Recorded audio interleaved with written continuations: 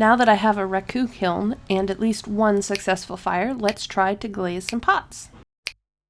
I don't know how to get the shelves out. Yeah, the big ones are over there.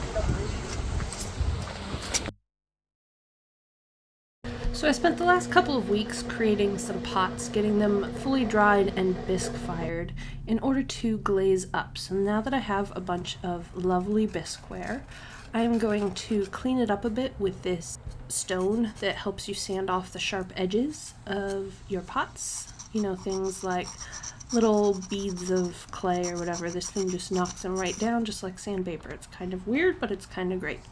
And we are just going to go ahead and open up these glazes and see how they do. I started off by getting two very different glazes just to start off with. This one is a reducing glaze, so it should become metallic under the proper firing conditions and Raku conditions. And you can see the sample there on the side. It should be sort of rainbowy, iridescent if fired and applied and whatnot successfully. So let's see if we can achieve that. The other glaze is a white crackle for Raku, so that is simply a white glaze that you apply to the pot, and in theory, once it fires and you put it into the reducing atmosphere, the glaze should crack, and the carbonizing of the organics that I throw in there should darken the cracks so that they turn out contrasting and pretty. So the instructions on these glazes say several layers. So I'm testing a variety of what the interpretation of several could mean. I'm also testing a single layer, so I'm doing some of these with one layer of glaze, some of these with 2 and 3, just to see how things turn out and what I like best. Both of these glazes are available on Amazon if you'd like to try them out. So I used a very cheap, just kind of plastic bristle brush for this, and that's something that we will see if it works or not. It does say you should use a fan brush or a mop brush, but I was feeling lazy and just grabbed what was in front of me this time. So we will see if the brush marks that this brush leaves affects the glaze in any way.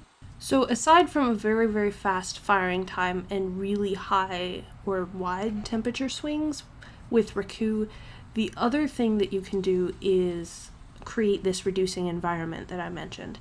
And that is most often done by putting the freshly fired, extremely hot pot into a enclosed space with burnable materials.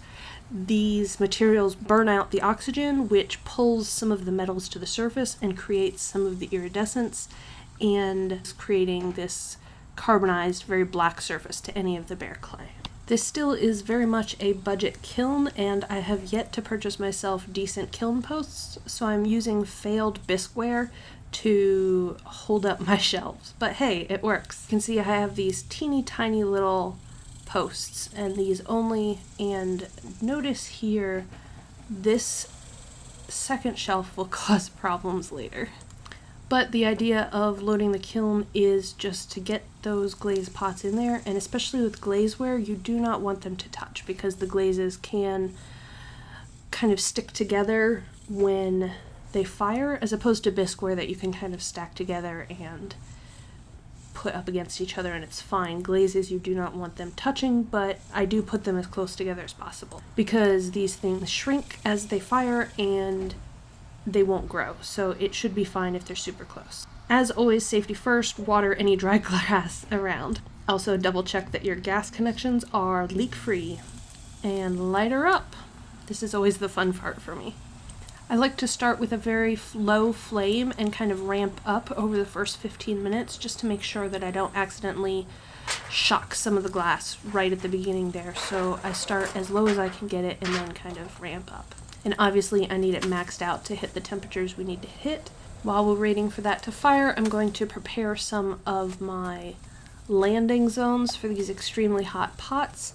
I'm putting sand in these trays in the hopes that the pots that I put over them will sort of sink into the sand a bit and seal up.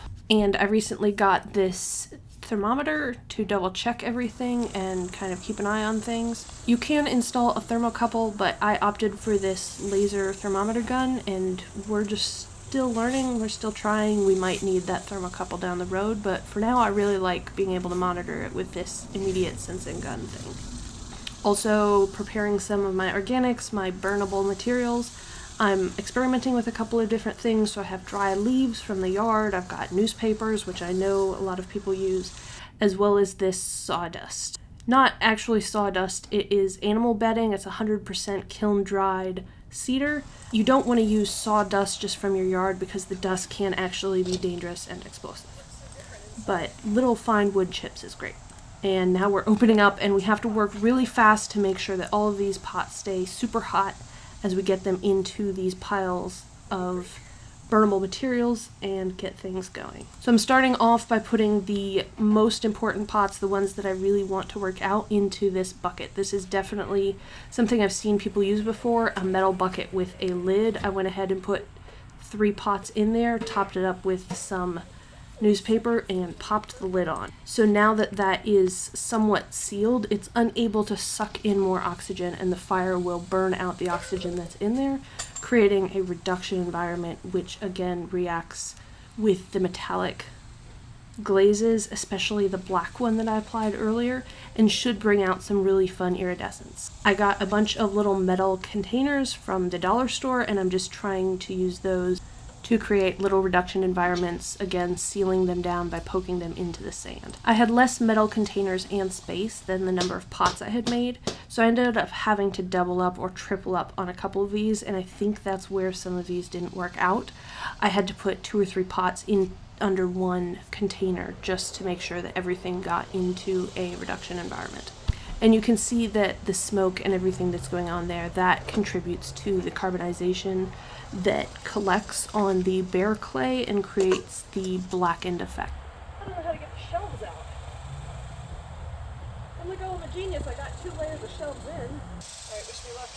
And you can see here where I realized that I bit off way more than I could chew, and doing 2 layers of shelves in this Raku is not a wise choice because you can't reach in to lift up the top shelf. I ended up being able to sort of knock it to the side without breaking any of my pots by some miracle, and was able to pick up the pots from underneath. I got the cat food bowls. Yeah, the big ones are over there.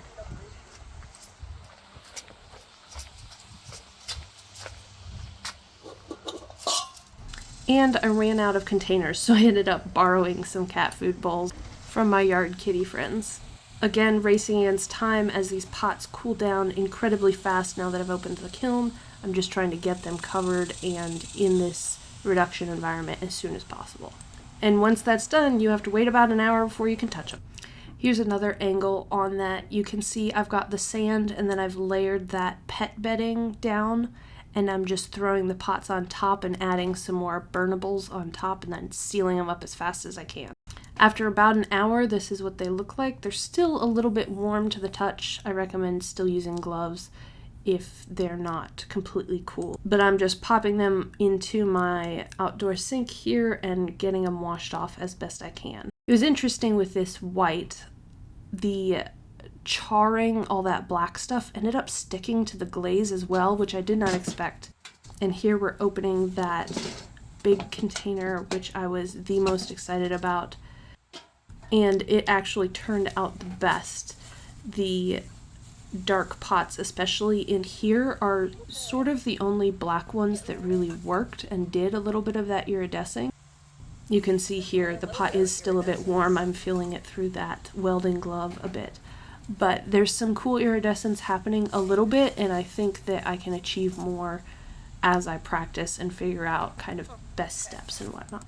I think overall, all of my pots could have used an extra layer or 2 of glaze.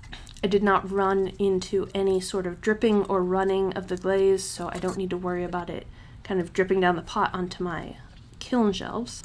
And I think the ones with the thicker glaze layers actually turned out a bit better. Something very weird happened with that black glaze on a couple of these, and it turned like green. And I have no idea what that is. I need to do some research. If anybody knows, let me know in the comments below. But I'm actually sort of happy with how some of these turned out. Some of them are kind of a bust, and I was fully expecting that, this being my very, very first Raku kiln firing. But I'm actually really happy with some of these, especially these bigger ones, which I'm really happy about. And it was really interesting kind of to experiment, and I'm very much looking forward to experimenting more and seeing what sorts of things I can change and adjust to get things to turn out a little bit better down the road. Let me know if you've tried this, if you do any Raku stuff. Let me know down below if you have any tips or tricks, or if you're interested in trying this yourself. Definitely go check out our previous video on building a kiln. And I hope you all enjoyed this.